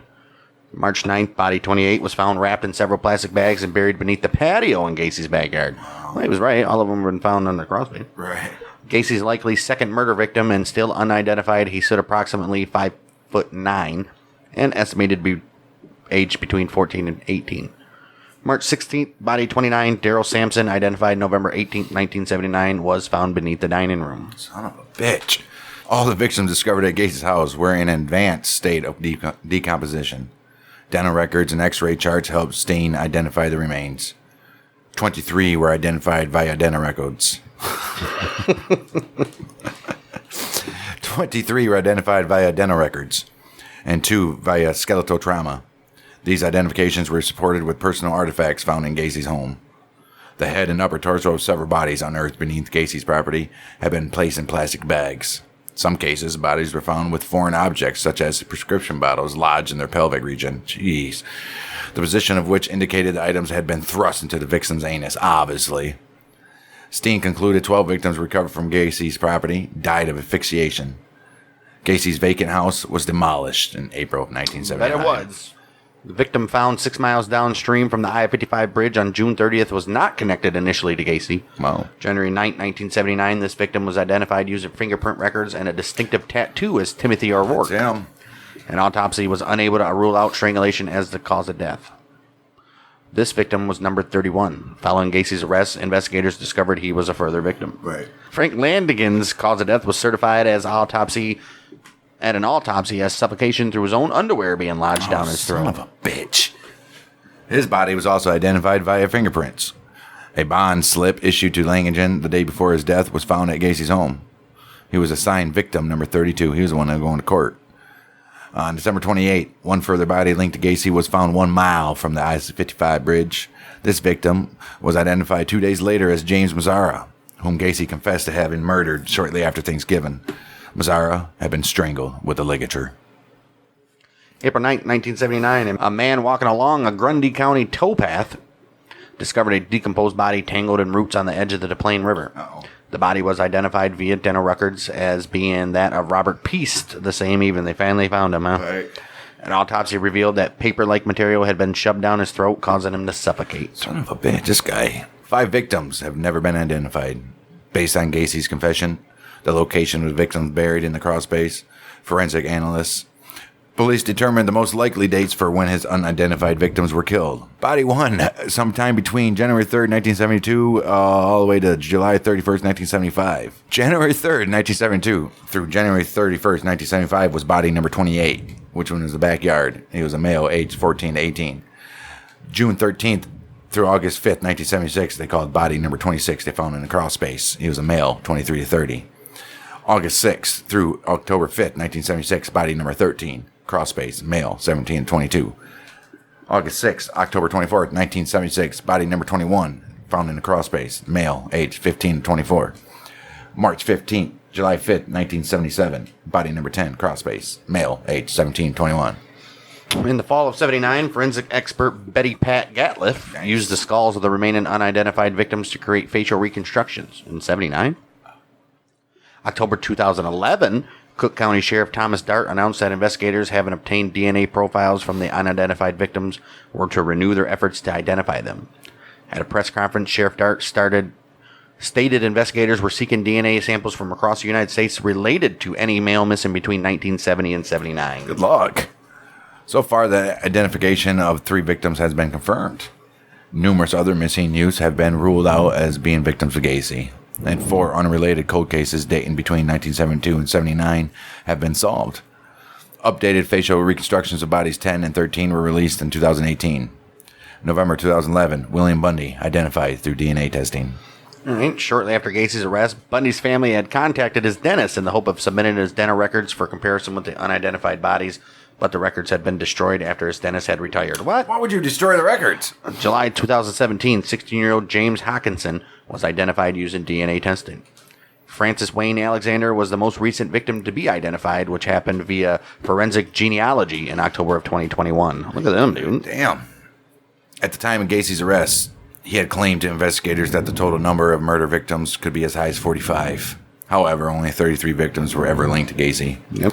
Investigators excavated the grounds of his property until they exposed a substratum of clay beneath the foundations. Yeah, you ain't digging no more than that. I mean, you can, but...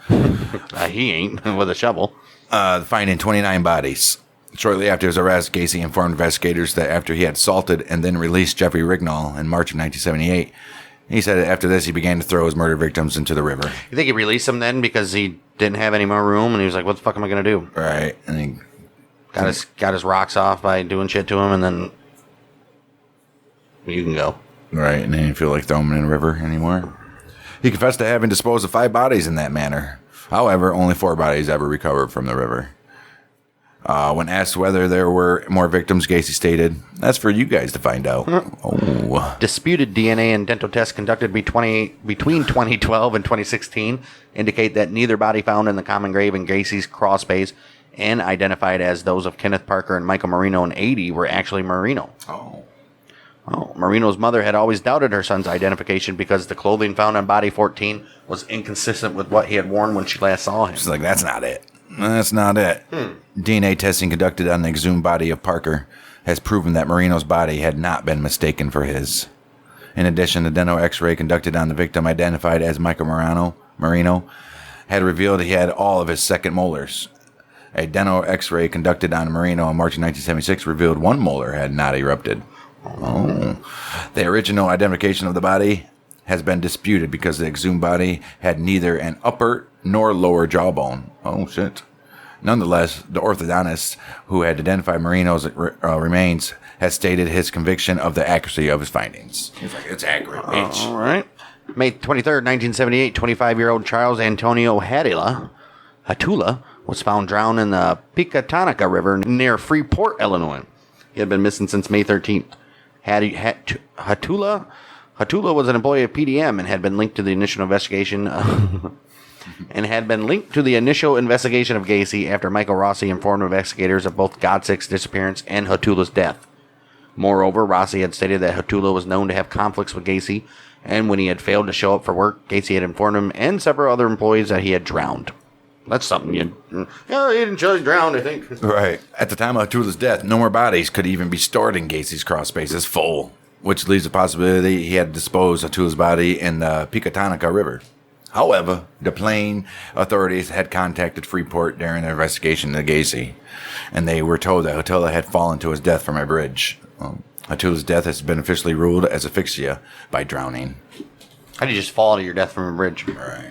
Retired Chicago police officer Bill Dorsch stated he had reason to believe there might be more victims buried in the grounds of an apartment building on West Miami Avenue in Chicago, where Gacy had been the caretaker for several years. In 1975, Dorsch, then a Chicago police officer, observed Gacy, whom he knew on a casual basis, holding a shovel in the early morning. When Dorsch confronted him, Gacy said he was doing work that he was too busy to do during the day. Okay. All right, okay. Well, Dorsch also said that several other residents of West Miami Avenue stated that they had seen Gacy digging trenches at the property in the early mid-1970s. Gacy was then still married to Carol Hoff. In March of 2012, Cook County Sheriff's officials submitted a request to excavate the grounds of this property.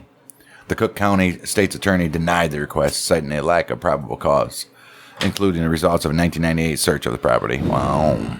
Let him dig. Let him cook. Right. However, the sheriff's office noted that in 1998, a radar survey suggested 14 areas of interest within the grounds, yet only 2 of these has been excavated. 4 of those remaining were described as being staggeringly suggestive of human skeletons. A second request to excavate the grounds was granted in January 2013, and a search of the property was conducted in the spring. Both FBI sniffer dogs and ground-penetrating radar equipment was used, but no human remains were found. Oh, fantastic. One of the first things Gacy told investigators after his arrest was that he had not acted alone in several of the murders. He asked whether my associates had been arrested. When questioned whether these associates had participated directly or indirectly in the murders, Gacy replied, directly. He later claimed Cram and Rossi were involved in several of the murders. Some defense attorneys and investigators researching the possibility Gacy had not acted alone in several of the murders have said there is overwhelming evidence Gacy worked with an accomplice. Right, I mean, these guys did do something. Plus, they lived with him and never got killed or nothing. Come on. In the 80s, Gacy informed FBI profiler Robert Ressler that 2 or 3 PDM employees had assisted in several murders. Ressler believed there were unexplained avenues to the case and that Gacy had killed more than 33 victims in multiple states. Gacy neither confirmed nor denied Ressler's suspicions. Jeffrey Rignall, who had been assaulted and tortured, he was adamant that at one point during his ordeal, a young man with brown hair had watched his abuse and that he saw a light come on elsewhere in the house. I'm sure he did. 3 days before his arrest, 2 officers followed Gacy to a bar where he met 2 employees, Michael Rossi and Ed Hefner. An anxious Gacy was observed walking with the 2 out of earshot of the officers to talk before returning closer. Gacy said to both young men, "You better not let me down, you fuckers. You owe it to me." The officers then overheard sections of a hushed conversation between Gacy and the 2, during which Rossi asked Gacy, "And what? Buried like the other 5? In interviews from death row, Gacy said at the time of his arrest, 3 PDM employees were also considered suspects in the murders, all of whom he said were in possession of keys to his house. Oh, shit. In addition to Cram and Rossi, Gacy named his former employee Philip Paskey, who was a close associate of John David Norman and an acquaintance of Cram. Late 70s, Norman operated a nationwide sex trafficking ring based in Chicago known as the Delta Project. Oh, shit. Son of a bitch. Jeez. You guys are all connected. Wow. At least 2 victims believed to have been murdered by Gacy, Kenneth Parker and Michael Marino. These victims had last been seen alive close to where Norman lived. This led to speculation that Gacy had been connected to this trafficking ring. Maybe. Gacy claimed that he was not in Chicago when 16 of the identified victims disappeared. 2012, 2 Chicago lawyers said travel records show that he had been in another state at the time of 3 of the murders, implying that he had 1 or more accomplices, which we all know. Okay. Investigators note that Robert Young, the traveling companion with whom victim Russell Nelson was visiting at the time of his disappearance, gave differing accounts of his disappearance. Oh, shit. Young filed a missing persons report with Chicago police before unsuccessfully requesting money from Nelson's parents to finance a search. When Nelson's brothers arrived in Chicago to search for him, Young offered them a job with PDM. I don't know about that, but you want a job? Right. Young was never summoned to testify at Gacy's trial. Oh, okay. The made-for-TV film To Catch a Killer, starring Brian Dennehy as Gacy, released 1992. The film, based largely on investigation and apprehension of Gacy, following the disappearance of Robert Peace by the Plain Police. All right. A feature film, Gacy, was released in 2003. This film casts Mark Holton in the role of Gacy and depicts his life after he moved to Norwood Park 1971, until his arrest in 1978. Made for TV film, Dear Mr. Gacy, released in 2010, stars William Force as Gacy. Forsyth, man. Yeah. The film was based on the book The Last Victim by Jason Moss. The film focused on the correspondence between Moss and Gacy before Gacy invited Moss to visit him on death row in 1994. All right, 2010 horror film 8213 Gacy House is based on paranormal investigators spending a night in the house built on the former site of 8213 West Somerdale. Discovery Channel broadcast an episode relating to Gacy's crimes in the true crime series The New Detectives Case Studies of Forensic Science. This documentary features an interview between Gacy and FBI profile Robert Ressler. The Investigation Discovery Channel has broadcast 2 documentaries about the Gacy murder. The first was commissioned for the Most Evil series. The second is featured in the Evil Lives Here series. Okay. That program explores how Gacy's actions affected his family. Oh. Well, we have the Biography Channel. They did things. They did a 45-minute documentary on Gacy's crimes. Television program Psychic Investigators. They did an episode entitled What Lies Below. This program focused on the consultation between Detective Joseph Kozenczak and psychic Carol Bowman, whom Kozenczak had met on December 17, 1978, discussed the whereabouts of Priest.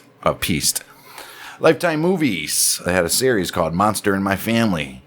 Killer Clown, John Wayne Gacy was the episode. In August of 2015, the episode features Karen Kuzma, Gacy's sister, and her daughter, and focuses on formative events in Gacy's life that may have initiated his later crimes. Well, that's decent. That might be all right. All right, the documentary series John Wayne Gacy, Devil in Disguise, commissioned by Peacock. The first episode was broadcast in March 2021. This 6-part series includes interviews with Gacy, investigators responsible for his apprehension, and Cook County Sheriff Thomas Dart. It's decent. And lastly, but probably not lastly, Conversations with the Killer, the John Wayne Gacy tapes. Commissioned by Netflix and directed by Joe Berlinger, the series includes previously unreleased recordings of conversations between Gacy and his lawyer. First of these 3-part series was broadcast April 20th, 2022. That one's decent too, but yeah. So there you go, a fucked up guy.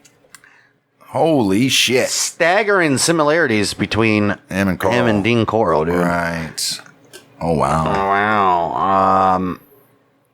Yeah, that was a long one. So be it with what you made. I'm sure you've heard most of this information, but had to go through it for you guys. I'm not gonna keep you guys any longer. We're like an hour and 50 minutes into this damn thing. So next week's episode is going to be another Mafia one. I think we're going to do Angelo Ruggiero. Oh, Ruggiero. We've heard his name for a lot of episodes. We'll do him, and then the next month we'll finally finish up the Gambinos with Sammy the Bull. And then the week after that we'll do some more Hell's Angels. So join us here. Subscribe to our YouTube, and we'll be back next week for Angelo Ruggiero. We are the Mother Music Interview. Bang dang.